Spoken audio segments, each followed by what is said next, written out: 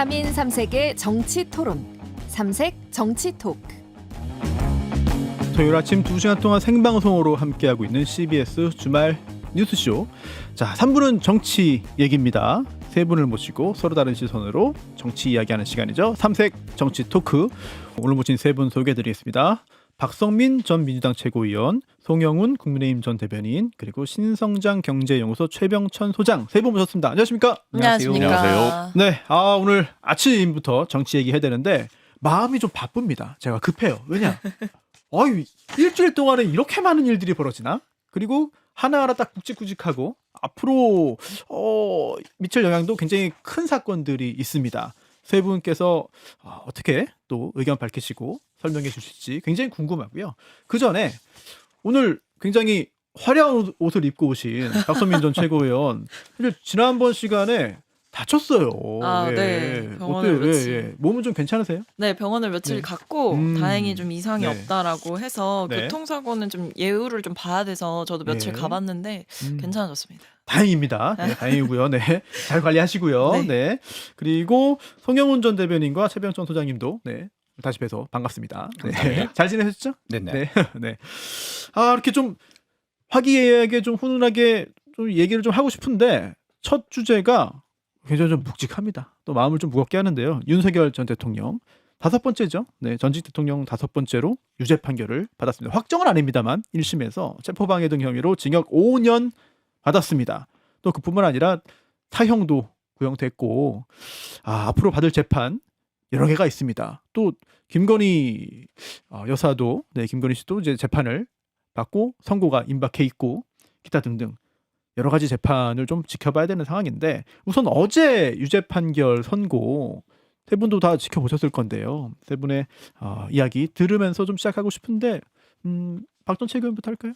네, 뭐 일단은 1심에서 이제 체포방해 혐의 등으로 해서 징역 5년 받기는 했습니다. 뭐 형량은 솔직히 아쉽다는 생각은 들고요. 너무 약하다. 너무 약하죠. 왜냐면 구형량보다 또 적게 나왔고 이제 10년 정도 예상을 했는데 사실 5년밖에 나오지 않았고 또 그 과정에서 뭐 초범이다 이런 얘기도 나오고 하니까 아니 그럼 초범이라서 지금 참작해줘가지고 이게 깎인 건가? 이 대통령이 경호처 직원들을 사병으로 동원하고 국무위원들 심의 의결권을 방해하고 이런 중차대한 혐의들 하나하나가 있는데 그 중대한 사안에 비해서는 형량이 턱없이 낮다. 뭐 이런 생각을 좀 했고요. 근데 개인적으로는 그래도 이 판사의 메시지가 좀 부장판사의 메시지가 의미가 있는 게 많았다고 생각합니다. 어떤 거요? 특히 1심 그 경호처 소속 공무원들을 이용했다라는 표현을 썼고 본인의 1신의 안위와 사적인 이익을 위하여 대한민국에 충성하는 경호처 소속의 공무원들을 사실상 사병화했다. 이런 표현을 썼거든요.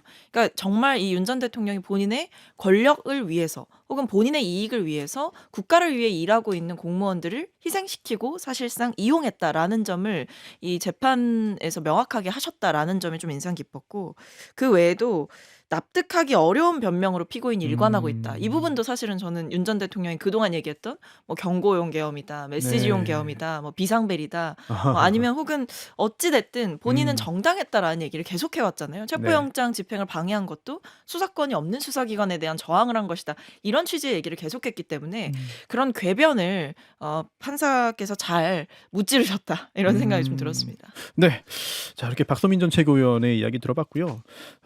송영훈 전 대변인의 이야기도 굉장히 좀 궁금합니다.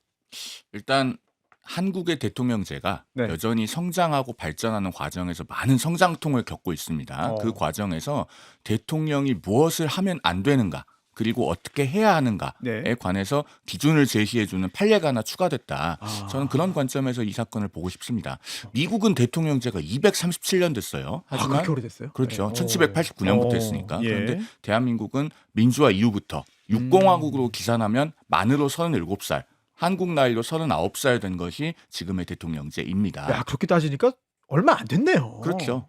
그 과정에서 지금 어제 판결을 통해서 자 국무회의를 할 때는 모든 국무위원에게 소집 통지를 해야 된다. 그리고 대통령 개인에 대해서도 수사는 할 수 있다. 그리고 내란죄와 같이 불소추 특권이 없는 혐의에 대해서는 강제 수사도 할 수 있다. 그리고 그것을 막기 위해서 대통령 경호처 인력이 대통령 개인을 지키기 위한 사병화가 되어서는 안 된다. 이런 기준들을 제시한 판례로서 의미가 있다라고 평가합니다. 그리고 네. 양형에 관해서 이제 네네. 우리 사회에서 많은 의견이 있는데 네. 사실 어제 선고된 사건의 양형이 관건적이진 않습니다. 왜냐하면 항소심에 가면 네. 어차피 다음 달 19일에 선고될 12.3 비상계엄 본류 재판에 항소심과 병합될 가능성이 매우 높거든요. 그렇죠. 그럼 항소심에 가서 어차피 하나의 형을 새로 정하게 될 겁니다. 그래서 저는 양형보다도 네. 어디까지 유죄로 나오고 어디까지가 어. 무죄로 인정되는가 이런 부분에 더 관심을 갖고 지켜봤습니다. 네, 최 소장님도 어제 다 지켜보셨죠. 네. 저도 처음에는 이제 네. 10년이 안 나오고 이제 5년 나와서 가벼운 건 줄 알았는데 예. 알고 봤더니 이거 되게 센 거더라고요. 음. 왜냐하면 특수공무 집행 방해가 통상적으로 대법원이 알려주기로를 사람이 다치게 한 경우가 3년 이상이고 사망에 이르게 한 경우가 5년인데 거의 사망에 이르게 한 정도로 해서 상당히 높게 잡은 거고, 그리고 이제 더 중요한 건 이제 앞에 두 분도 잘 얘기를 하셨는데 지금 윤석열 대통령 변호인 측의 논리를 박살낸 판결이었다라는 점이 가장 중요한 것 같아요. 박살냈다. 예, 그래서 왜냐하면 이제 그쪽 분들이 헌법재판소에서 그 위헌성에 대해서는 판결을 한 거잖아요. 예. 그래서 실은 윤석열 대통령 변호인 쪽에서 논리하는 게 공수처가 범위가 이 수사권을 가지고 있지 않은 거다가 실은 핵심 논리여서 공수처가 수사하거나 영장 집행하거나 증거를 수집한 것 모두가 실은 원천무효다가 논리 핵심이었던 거거든요. 네. 근데 그거를 이 특수공무집행방해죄를 적용함으로써 네. 공수처가 그 권한이 있는 게 분명하고, 그리고 공수처가 영장을 발부한 게 논리가 성립이 되려면 그것이 어떤 적법하고 정당하다라는 게 내용적으로도 이제 입증이 된 거거든요. 그리고 초범이라는 표현도 해석하기에 따라서는 네. 다음 달에 그 이제 19일 날 있을 내란죄에 대해서 그때부터는 재범이 되는 거거든요. 약간 그래서 토스를 해줬다고 그럴까요? 그래서 네. 우리가 그 윤석열 변호인 측에서 논리를 다 박살냈으니까 거기서 이제 마음 놓고 판결하세요. 네. 이런 성격이 좀 해석할 수 있어가지고 실은 의미가 좀 적지 않은 판결인 것 같습니다. 예. 자, 그런데 국민의힘에서 배출한 대통령이었고 또 국민의힘도 정부를 이제 운영을 했고 당시에, 그런데 사형 구형될 때뿐만 아니라 이번에 어제 유죄 판결 선고된 후에도 공식 입장이 없어요. 이거 송 전 대변인 어떻게 보세요? 입장이 좀 나와야 되는 거 아닙니까? 저는 개인적으로 그렇게 생각합니다. 왜냐하면은 그 박성훈 수석 대변인이 이제 윤 전 대통령은 우리 당을 탈당하신 분이다라고 네네네. 말씀을 하셨는데 이미 떠났다. 사실관계는 그게 맞죠. 작년 5월에 떠나긴 탈당했으니까. 그러나 국민들께서 그렇게 보시겠습니까? 1월 7일에 장동혁 대표가 계엄에 대해서 사과를 할 때도 네. 윤 전 대통령과의 절연에 대해서 명확하게 네. 언급을 못했습니다. 아예 이름 언급을 안 했잖아요. 그렇죠. 네. 그리고 말씀하신 것처럼 국민의힘이 배출한 대통령이고 국민의힘이 그 정부에서 여당이었습니다. 그러면은 여기에 대해서는 국민들께 정말로 진정성 있게 우리가 배출한 대통령이 이렇게 불법한 일로 유죄를 받아서 정말 국민들께 죄송하다라고 말씀드리는 게 정도예요. 그리고 또 그렇게 말씀하셔도 국민들께서 한동안은 부족하게 생각하실 겁니다. 그런 점에서 저는 고개를 숙이는 게 맞았다고 생각이 들고, 앞으로 그렇게 할 가능성 없어요.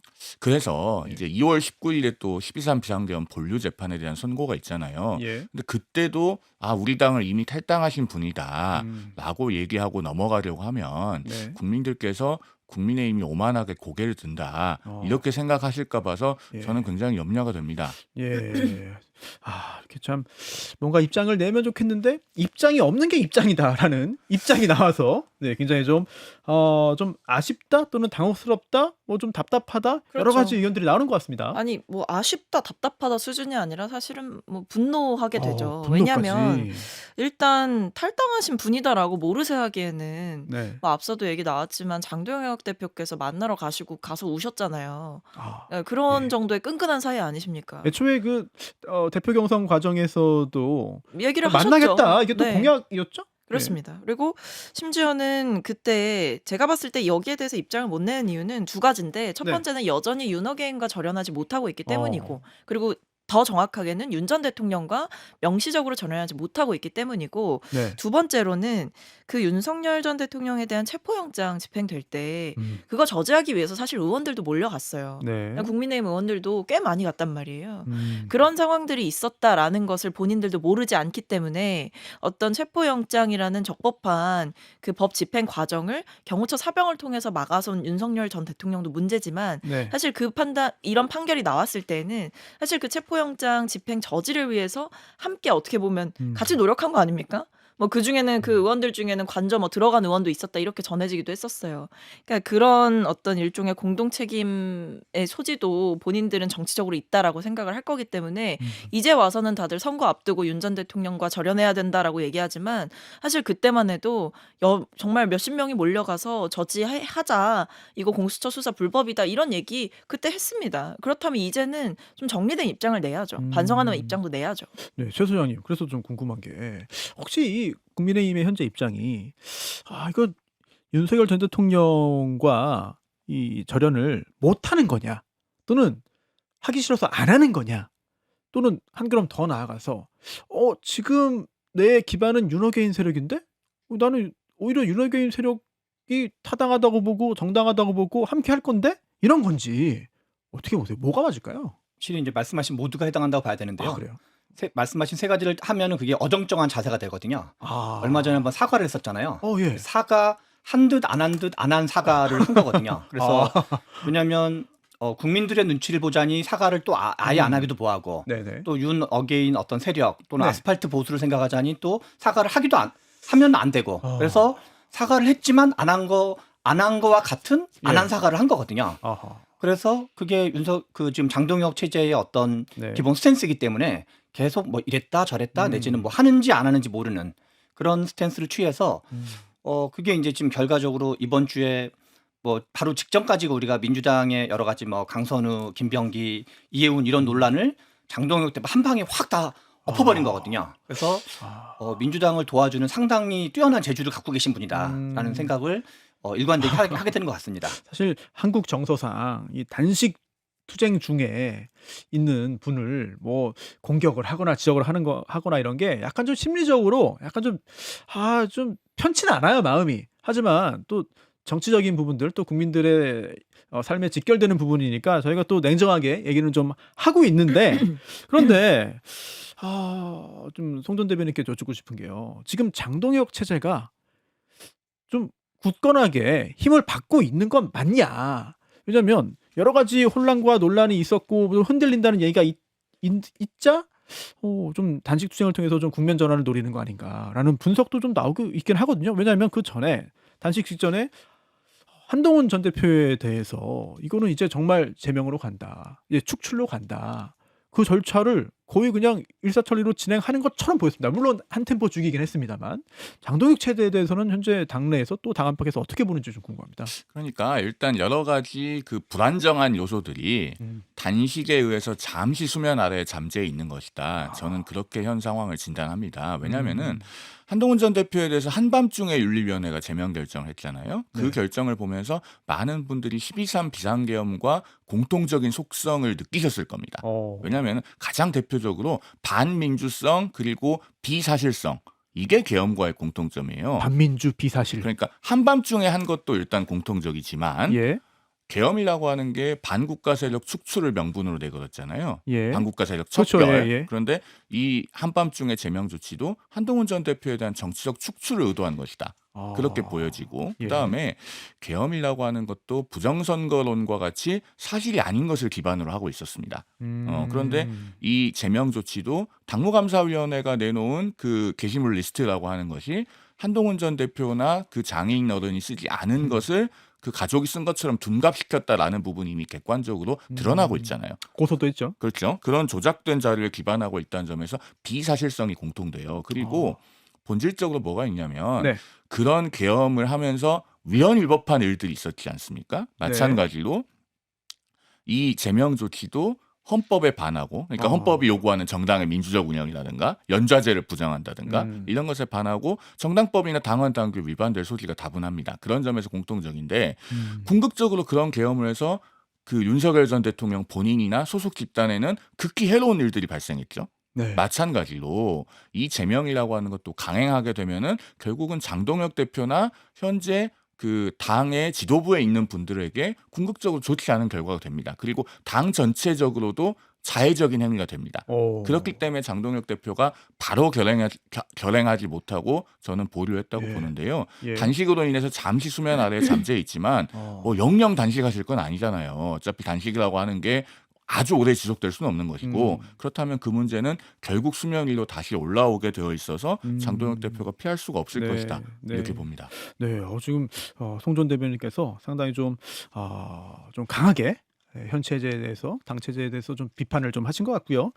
그리고 국민의힘이 사실 좀 잘 정돈되고 또 힘을 모으고 그래야 정부 여당도 견제를 할 수 있고 여러 가지 정부도 국민 눈치를 좀 더 보지 않겠냐라는 좀 개인적인 생각을 하는데 그렇지 못해서 좀 안타까운 생각이 들고요. 그래서 지금 최근에 국민의힘에 입당한 유튜버 고성국 씨 있지 않습니까? 근데 고성국 씨가 한동훈은 내보냈고 그 다음은 오세훈이다. 뭐 그런 이야기를 또 해서 여러 가지 또 논란이 또 생기는 것 같아요. 이거는 또 민주당에 몸담고 계신 또 박서민 전 최고위원은 지금 이 상황, 이 사태 어떻게 보시는지 궁금합니다. 그러니까 뭐 일단 고성국 씨가 입당한 것도 굉장히 좀 상징적인 면이 있죠. 아니 그러니까 입당 누구는 장면도 막 잘 짜여진 어떤 그 장면들처럼 보여요. 뭐 김재원 최고위원이 예. 직접 뭐 받아왔다는 거 아닙니까? 네네. 네, 저는 일단 지금 상황에서 이렇게 반민주적인 행태가 일어나고 있는 정당이라는 건 좀 짚어야 될 것 같고요. 그러니까 이렇게 사실 한동훈 전 대표에 대한 뭐 제명 그 결정을 하고 그 결정문을 봤을 때 내용을 봤는데 저는 왜 제명하겠다는 건지 잘 모르겠는 거예요. 그러니까 첫 번째 한 전 대표가 당원 게시판에 글을 직접 써서 문제가 돼서 제명을 하겠다는 건지 한 전 대표의 가족들이 글을 썼기 때문에 그것만으로도 한 전 대표는 제명을 당해야 된다는 건지 세 번째로 한 전 대표가 가족들의 명의를 도용해서 글을 썼기 때문에 문제가 된다는 건지 전 이 세 가지에 대해서 윤리위가 제대로 된 대답을 하지 못할 거라고 생각합니다. 그러니까 그런 어떤 이런 좀 명확한 입장도 내지 못하고 심지어는 그 뒤에 뭐 나중에는 결국 수사를 통해서 밝혀져야 된다 이런 입장을 내잖아요. 예. 그러니까 이거 명확한 증거 없이 이렇게 뭐 하겠다라는 것도 말이 안 되는 거고 수위도 그렇고 근데 또 지금 말씀하신 뭐 고성국 씨가 뭐 다음은 누구다라고 이렇게 딱 타겟을 정해서 찍고 예. 거기로 몰려가서 공격하면서 또 명분을 만들고 결국 이거는 징계를 할 만한 명분과 사유가 명확히 있기 때문에 하는 게 아니라 그냥 감정적으로 찍어내기 하는 거고 일종의 뭐 순혈주의를 하겠다는 것 같아요. 윤여개인을 추종하는 세력만을 남기겠다 당내. 그거 이외에는 사실 설명이 되지 않죠. 오히려 선거를 앞두고 넓혀야 될 시기에 스스로 좁히는 선택들을 한다는 거는 이건 뭐 선거고 뭐고 안중에도 없고 우리는 그냥 우리와 뜻이 맞는 사람들 나와 뭐 나를 지켜줄 사람들 이 정도만 가져가겠다. 뭐 이런 생각인 거죠. 원래는 바로 최고위에서 그냥 제명 결정 하겠다고 전해졌는데 그래도 당내에 어떤 여러 가지 만류가 좀 있어서 그래도 뭐 재심 기회는 주겠다라고 했는데 한 전 대표는 뭐 재심 신청하고 뭐 소명할 그런 생각은 없어 보여요. 그러면서 뭐 법적인 조치를 취하겠다고 하는데 사실 뭐 여러 가지 혼란들 그동안 정치권에 뭐 없진 않았습니다만 지금 국면에서는 이게 좀 너무 국민의힘 지지자분들 입장에서는 좀 뼈아프게 느껴지지 않을까 이런 생각이 좀 듭니다. 이 국민의힘이 되게 재밌는 게 네. 국민의힘이 나름 그래도 일관성이 좀 있어요. 일관성. 중요한 일은 항상 한밤중에 해요. 계엄도 한밤중에 하고 옛날 쌍권총들이 해가지고 김문수 후보 교체할 때도 한밤중에 하고 토요일 새벽이었어요. 그때도. 그래서 이번에 그 한동훈 그 전 대표 제명할 때도 한밤중에 해가지고 약간 그 올빼미당 성격이 좀 있는 것 같아요. 새벽이죠, 새벽. 네, 새벽 1시 뭐 1시 10분 이쯤인데 원래 그랬어요? 그래서 아니 원래는 안 그랬죠. 옛날 그리고 옛날에는 뭐 더 거슬러 가면 96년에 계엄 그 저기 노동법 날치기 할 때도 한밤중에 했었거든요. 그래서 약간 그 한밤중에 하는 전통을 원래 좀 가지고 있는 것 같아요. 그리고 이번에 그 한동훈 대표 전 대표에 대한 제명을 보면 약간 느낌적 느낌의 제명인 것 같아요.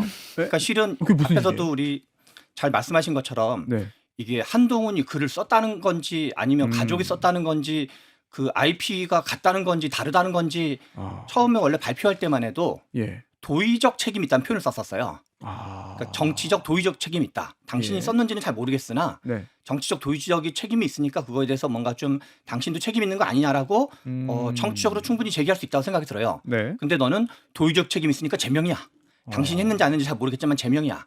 그래서 지금 썼다는 것도 밝히지 못하고 있고 그래서 지금 국민의힘은 익명 게시판에 게시물에서 욕설을 하면 네. 욕설을 한 걸로 추정되면 네. 이제 제명당하는 당이 된 거거든요. 아하. 그래서 약간 이상한 당이 됐어요, 당이. 그리고 또 한편 약간 일관성 있는 게 전한계 씨가 입당했는데 고성국 씨가 입당한 것도 예. 넓게 보면 것도 하나의 일관성이긴 일관성이에요. 그래서 오. 제가 보기에는 약간 아예 지금 뭐 당명 논의도 있고 그런데 윤 어게인 유튜버당 이런 거 어떤가. 그러면 제가 보기엔 딱 국민의힘에 좀 적절한 당명이 아닌가 그런 생각이 듭니다. 예. 그래서 네. 저희 당 얘기니까 제가 좀 덧붙여서 네, 말씀드리면 해주세요. 한동훈 전 대표의 제명에 대해서 제가 반대하는 이유가 이 대상자가 한동훈 전 대표여서가 아니라 네. 옆에서 우리 최병천 소장님 같은 분들로부터 이런 비판을 듣는 게 너무 가슴 아파서 그런 거예요. 아하. 그러니까 이 공당이 네. 정말 이렇게 반민주적이고 비사실적인 일들을 벌여서 이런 비판에 직면하면 안 되는 겁니다. 제가 드리고 싶은 말씀이 네. 이 색출과 축출의 정치가 퇴출돼야 됩니다. 공당이 익명 게시판의 정치적 표현의 자유를 당원들에게 약속했잖아요. 예. 그런데 그것을 조금 불편한 글이 올라왔길 노선이 누구를 비판한다고 작성자를 기어이 색출해냅니다. 그런데 정확하게 색출도 못해요.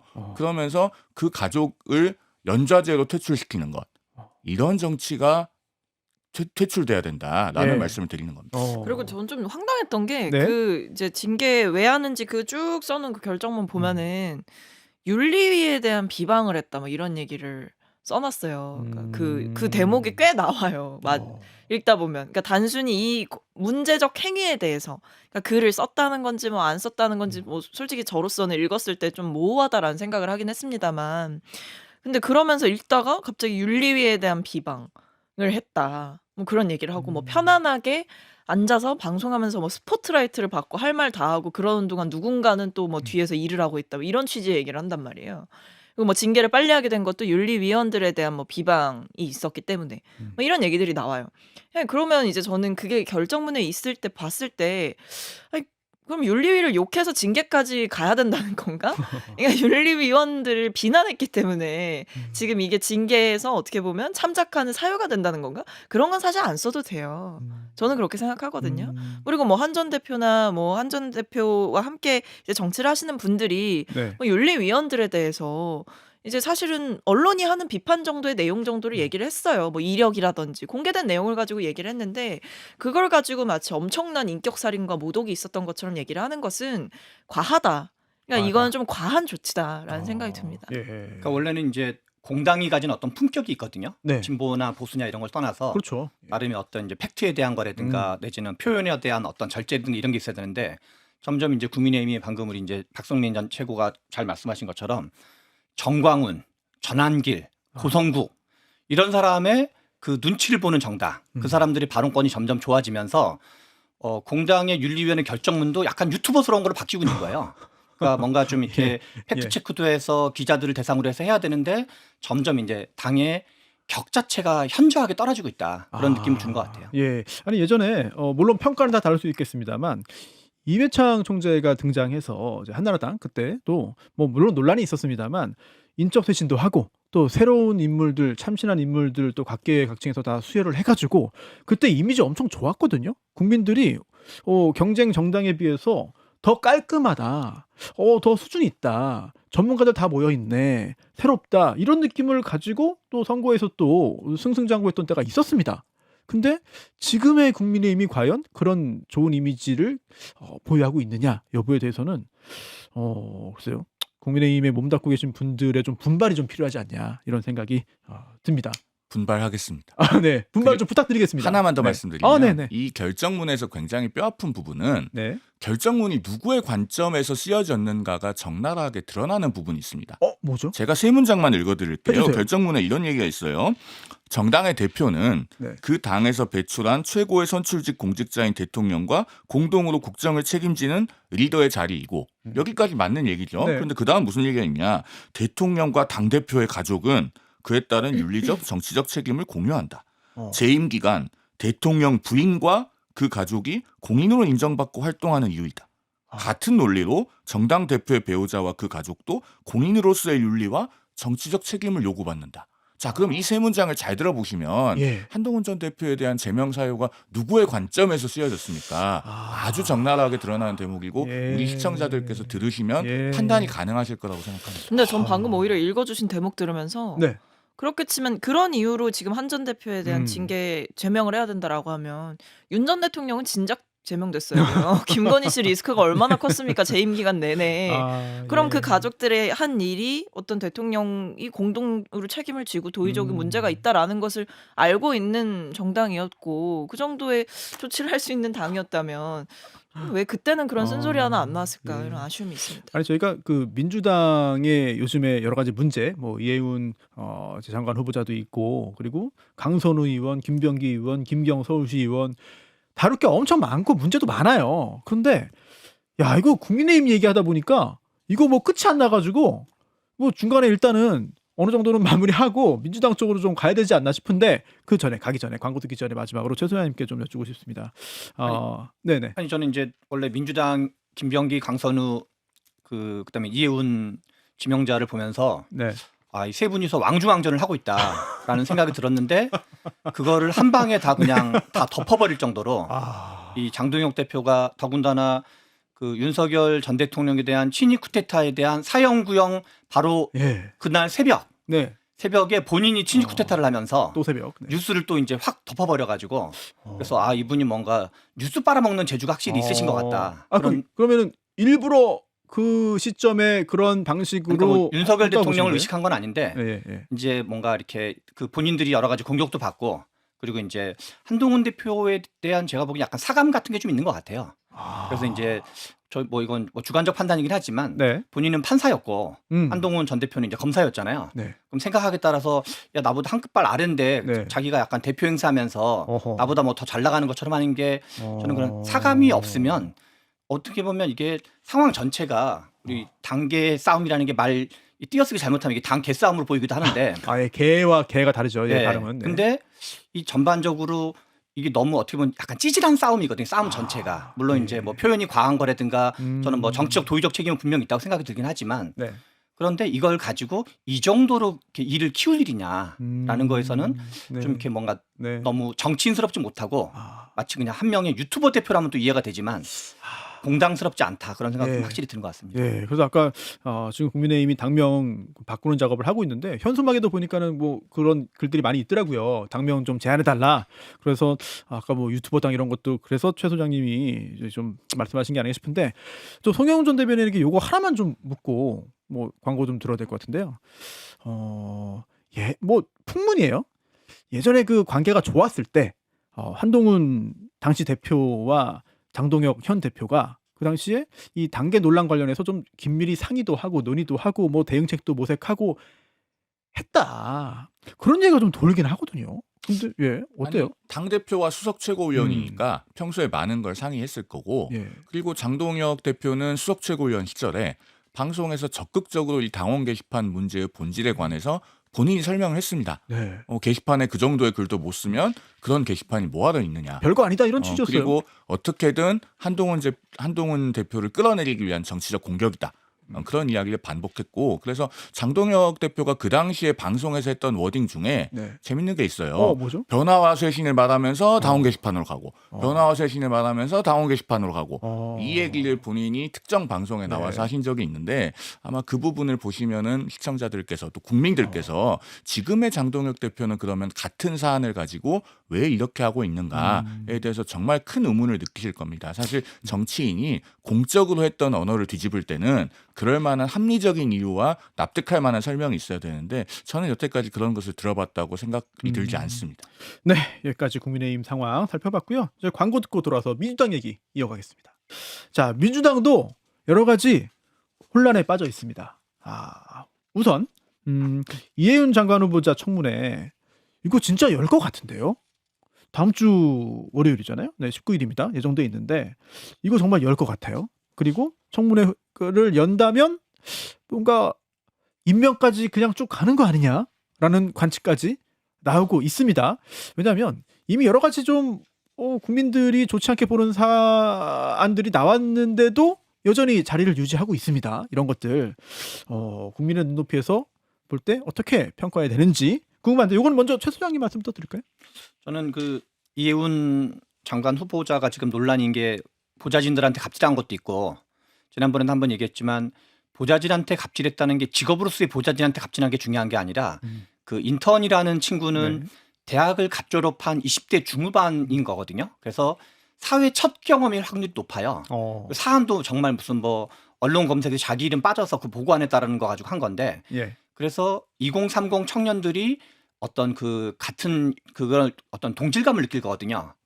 그래서 이게 단지 그냥 보좌진 어떤 특정 개인에게 한 갑질이 아니라 마치 2030 전체에게 한 갑질 같은 그거를 느낄 건데 그리고 부정청약한 것도 지금 부정청약을 해가지고 돼가지고 이제 거기서 시세 차익 노린 것도 한 뭐 60억, 70억 가까이 된다는 거고 부동산 투기 의혹도 있고 여러 가지 뭐 표절 논란도 있고 그다음에 이제 실은 보좌진 교체만 지금 87명을 했다는 건데 네. 그 저는 이제 항상 이런 그 갑질 보좌진 교체 많이 하는 거는 보좌진 교체를 많이 하는 사람은 갑질을 하고 있을 확률이 확률적으로 매우 높아요. 근데 원래 좀 교체가 좀 잦긴 하죠. 아니요, 이 정도로 잦는 사람 이 별로 정도는 없어요. 아니에요? 뭐 보통 이제 뭐 임기 4년을 지내면 한 뭐 2명에서 5명 정도가 일반적이고 그래요? 아예 없는 경우도 더 많고. 아니 그러면은 어마어마하게 많은 거네요. 그러니까 거의 이거 자체도 왕중왕에 포함된다고 봐야죠. 역대 아마 뭐 한 민주화 이후에 보좌진 네. 교체. 네. 그래서 요 사건 보면서도 보좌진 교체 공시제 같은 거 네. 해야 되지 않나 이런 생각도 한편으로 드는데. 오늘 그 방송 중에 그 왕중왕 중에 왕을 좀 꼽아주실 수 있습니까? 이게 지금 좀 뽑기 어려울 정도로 그런데 예. 다만 저는 이번 이해운 지명자 청문회는 예. 통과되기 위한 청문회가 아니라 낙마하기 위한 청문회라고 생각을 해요. 왜냐하면 이 사안의 특성상 네.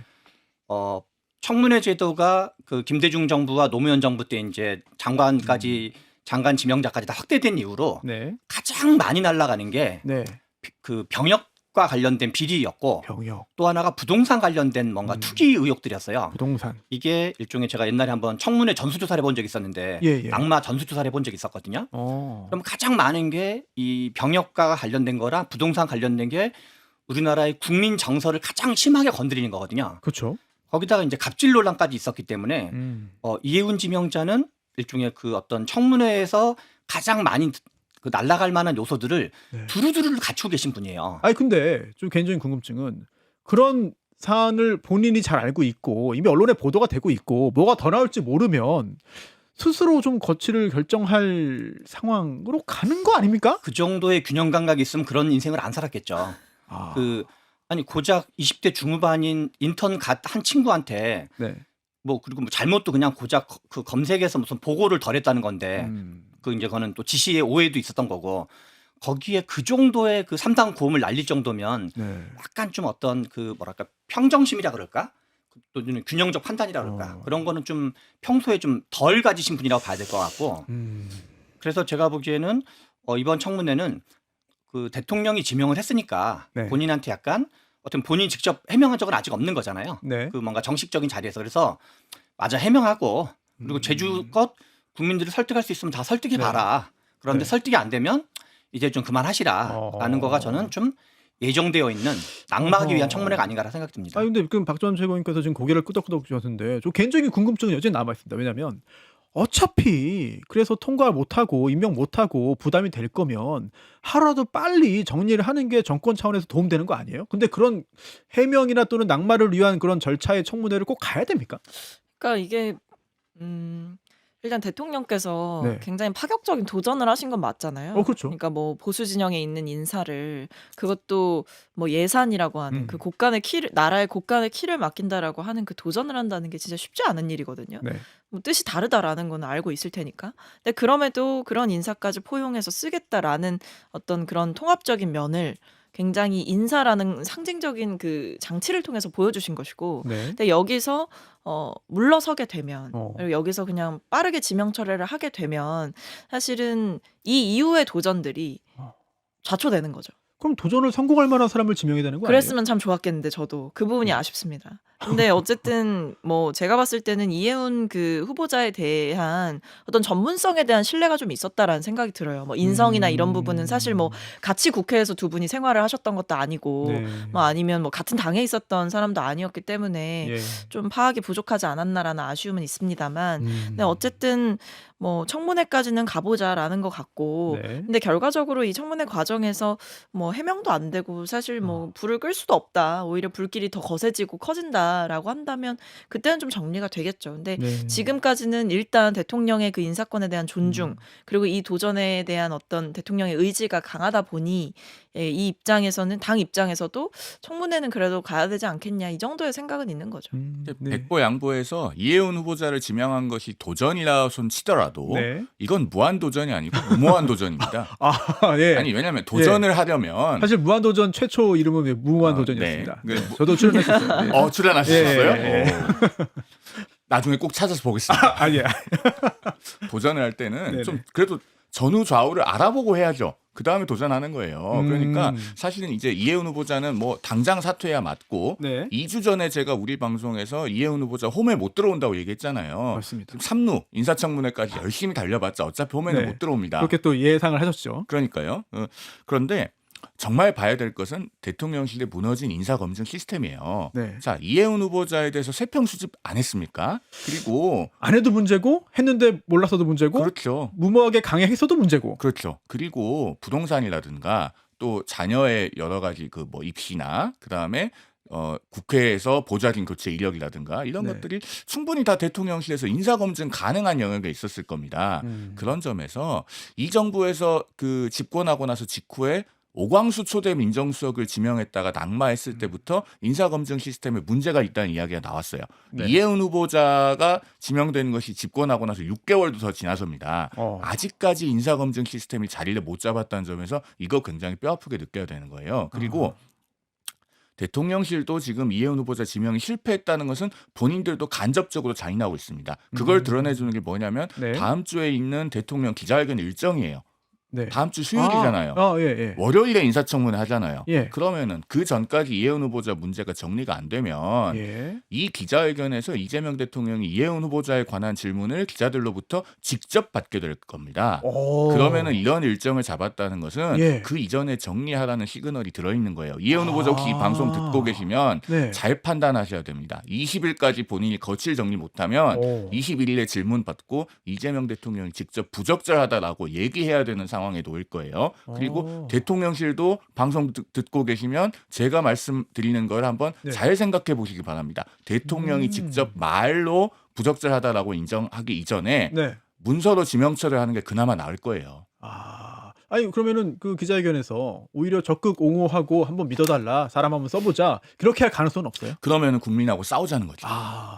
그렇군요. 예. 박수민 전 최고위원은 지금 이 송 전 대변인의 이야기에 대해서 좀 어떻게 보시는지. 글쎄요, 근데 뭐 좀 지켜보시죠. 청문회 과정을 지켜본다라는 게 뭐 지금은 여전한 입장이고 그게 고수가 되고 있다고 저는 생각을 하기 때문에, 네. 다만 기류는 약간 변하지 않았나라는 개인적인 생각은 있었어요. 적극 옹호는 아니다. 뭐 애초부터 적극 옹호는 아니었고, 아니었어요. 애초에 네, 아니었어요. 그 누구도 적극 옹호를 할 수 없는 일이거든요. 근데 정청래 대표는 믿어달라 처음에 엄청 옹호하고, 김어준 씨 역시 마찬가지 아니었나요? 근데 처음에는 뭐 사실은 뭐 믿어달라보다는 좀 네. 지켜봐달라, 뭐 이제 본인이 그랬어요? 얘기하는 거를 좀 지켜봐달라, 이 정도 얘기였던 것 같고, 그리고 처음에는 사실 논란이 됐던 게 뭐 내란에 대해서 어떻게 얘기했는지, 집회를 예. 어딜 갔는지 뭐 이런 얘기가 처음에 나오다가 탄핵받았으니까. 점점 더 큰 내용들이 나온 거거든요. 근데 어쨌든 그 과정에서 청문회는 가자라는 거는 공감되고, 다만 이제 최근에 보면 뭐 여론의 향방을 좀 살피고 있다라는 취지의 얘기들이 나오고 있으니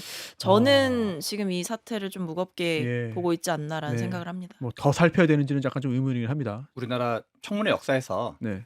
이제 그 청문회를 했는데 더군다나 지금 이제 뭐 어느 정도는 나올 게 다 나온 상태잖아요. 물론 추가적인 게 또 나올 수 있긴 했지만 그래서 이미 비난을 잔뜩 받고 있는데 청문회를 했으면 그걸 이틀 지나서 날리거나 그런 경우는 거의 없다고 봐야 되고, 일단 좀 여론의 흐름을 있는 그대로 좀 더 보고 이제 어느 정도 약간 수기 기간이라 그럴까요? 그리고 그거는 모양새로 그런 것도 있고 뭐 내용적으로 그런 것도 있을 수도 있고, 그래서 보통 이제 한 박자 있다가 보통 이제 그 지명 국회에서 이제 올라오는 시점이 있기 때문에 그 즈음에 이제 다시 판단을 하지 않을까 이런 생각이 듭니다. 여론의 흐름은요. 네. 이미 가닥이 잡혔습니다. 어허. 제가 여론조사 결과 하나 말씀드릴게요. 예. 한국갤럽이 실시한 자체 조사고 올해 1월 6일부터 8일까지 실시했습니다. 그 밖에 자세한 사항은 중앙선거 네. 여론조사 심의위원회 홈페이지 참조하시면 되고요.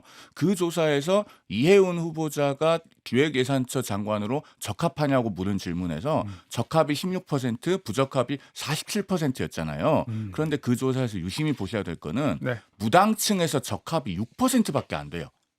6%. 6%요? 부적합은 그 6배에 달하는 36%입니다. 아. 그러면 여론의 흐름은 이미 완전히 판가름이 난 거예요. 왜냐하면 무당층은 네. 진영 논리에 입각해서 판단하지 않아요. 네. 그리고 본인들이 그 접한 정보에 따라서 객관적으로 판단하시는 분들입니다. 이분들이 적합이 6%면 이재명 대통령이 21일 기자회견에서 이해운 후보자 그래도 임명해야 된다라고 얘기하면 그래서 국민과 싸우는 게 되는 겁니다. 야, 알겠습니다. 그리고 좀 시간이 한 3분, 4분 정도 남았는데 사실 이 사건 지금 다룰 강선우 의원과 김경 서울시 의원의 이 논란 관련해서도 이것만 해도 뭐 1시간 얘기해야 될 것 같아요. 김경 시의원이 이제 자소서를 제출하고 입국을 했고, 그리고 강선우 의원 조사가 20일로 예정돼 있습니다. 경찰이 나오라고 이제 통보를 했는데, 이거 관련해서 세 분, 네, 좀 입장이라고 할 수는 없지만 이거 어떻게 조치해야 되고 어떻게 흘러갈 것이다, 이런 이야기를 한 번씩 들으면 오늘 시간이 되지 않을까 싶은데요. 먼저 최 소장님. 예. 네, 이게 이제 다 말바꾸기 같은 걸 막 하고 그러는데, 김경시 의원은 실은 뭐 처음에는 준 적이 없다 그러다가 지금 이제 말을 바꿔가지고 공천원금 1억 원을 전달할 때 이제 강선우 의원도 같이 옆에 배석하고 있었다 이런 네. 얘기를 했는데, 네. 강선우 의원이 이제 이 녹취록이 나오고 등등 한 다음에 페이스북에 올린 글이 있어요. 탈당할 때쯤에 직전에 올렸던 글인데, 누차에 걸쳐 즉시 반환을 지시했다 이런 표현이 있어요. 원래는 누차에 걸쳐와 즉시 반환은 실은 약간 앞뒤가 안 맞는 말이거든요. 즉시 반환했으면 한 그러네요. 번 하고 끝났을 예. 거고, 네. 누차에 걸쳐서 했다는 얘기는 여러 번 뭔가 반복됐다는 얘기잖아요. 그래서 실은 그 말 자체가 모순적인 말이기 때문에 뭐 의도하진 않았겠지만 저는 지금 거짓말을 하고 있어요처럼 이게 돼버린 꼴인 거거든요. 그래서 실은 김경 시의원이 됐건 강선우 이제 의원이 됐건 여러 가지 이제 어떤 그 대응하는 과정에서 지금 양쪽 다 사법적 처벌 가능성을 염두에 두고 약간 사법적 그 변호사들과 상의해서 그 논리를 좀 중심을 하고 있지 네. 않나 그런 네. 생각이 좀 드는 것 같습니다. 예, 두 분 한 1분 정도 말씀하시면은 잘 딱 될 것 같은데요. 네. 네. 아, 네. 뭐 네. 일단은 뭐 굉장히 뭐 좀 판이 뒤바뀔 수 있는 얘기가 나왔다라고 봐야겠죠. 그러니까 왜냐하면 돈을 준 사람으로 지목되는 사람은 준 적 없다 그랬고, 예. 받은 사람 받은 적 없다 그랬고, 네. 그리고 심지어 받은 적이 없는데 반환 지시를 했다라고 했고. 네. 근데 이 사이에서 지금 보면 일단 일치하는 두 사람은 생긴 거예요. 그러니까 지역 보좌관 나 안 받았다. 그리고 받아서 차에 실어줬다 이 얘기인 거거든요. 그러니까 본인한테 준 게 아니다라고 얘기를 했고, 의원 차에 실었다라고 얘기를 했으니까. 예. 그리고 김경시 의원이 원래 안 줬다라고 하다가 줬다라고 얘기를 했기 때문에 이제 여기부터 다시 저는 시작이 되는 거라고 봅니다. 그래서 결과적으로 수사에 좀 강선우 의원도 성실하게 협조를 했으면 하는 마음입니다. 네. 오늘 저희가 서두에 뭐 김경시 의원, 강선우 의원, 김병기 의원 등등 중에서 왕중왕이 누구냐라는 얘기를 했잖아요. 예. 저는 왕중왕은 그분들 중에서 꼽을 수 없다고 생각하고 오, 예. 진정한 왕중왕은 경찰 수뇌부입니다. 그것도 무슨 왜 말씀이세요? 김경 서울시 의원은 제때 출국 금지도 안 해서 버젓이 미국에 갔다 오고 그분이 음. 돌아와서야 압수수색을 실시하고 아무런 증거물 증거품도 확보를 못한 상태에서 조사를 하고 그다음에 동시에 불러서 분리조사해야 되는데 그렇게도 안 하고 김경시 의원이 어떻게 진술을 했는지 언론에 다 중계되고 있다시피 해서 대비할 시간을 벌어주고, 김병기 의원에 대해서는 민주당에서 제명 결정이 윤리심판원에서 나오고 나니까 그제서야 뒤늦게 압수수색을 해서 이른바 그 금고라고 하는 것도 확보를 못하고, 이게 지금 경찰 수사의 실정이거든요. 금고를 지금 쫓고 있다 뭐 그런 기사가 계속 나와요. 그렇죠. 그래서 저는 오늘 사실 서두에서 윤 전 대통령 재판에 대해서도 대통령제가 완성되는 과정의 관점에서 보자. 또 이해운 후보자에 대해서도 대통령실의 인사검증 시스템은 왜 아직도 이 모양인가, 이런 것들을 말씀드렸는데, 결국 구조의 측면에서 경찰이 이렇게 힘 있는 권력 있는 정치인들에게는 제대로 수사하지 않고 있는 것, 이 부분이 진정한 왕중왕이라고 생각하고 네. 이걸 바로잡지 못하면은 전국 팔도에 김병기 네. 들이판치게 될 거다. 아. 저는 이걸 마지막 말씀으로 드리고 싶습니다. 네. 오늘 왕중왕을 뽑다가 결국은 선정을 못했는데 또 새로운 또 후보까지 등장을 해서 네, 왕 중의 왕이 누구냐를 얘기했는데요. 다음 시간에 또 오셔가지고 또 새로운 왕이 누군지 한번 좀 잘 선정을 좀 해주시길 바라겠습니다. 네, 지금까지 세 분과 함께했는데요. 네, 박성민 민주당 최고위원, 송영훈 국민의힘 전 대변인, 최병천 신성장 경제연구소 소장 세 분과 함께했습니다. 고맙습니다. 감사합니다. 감사합니다.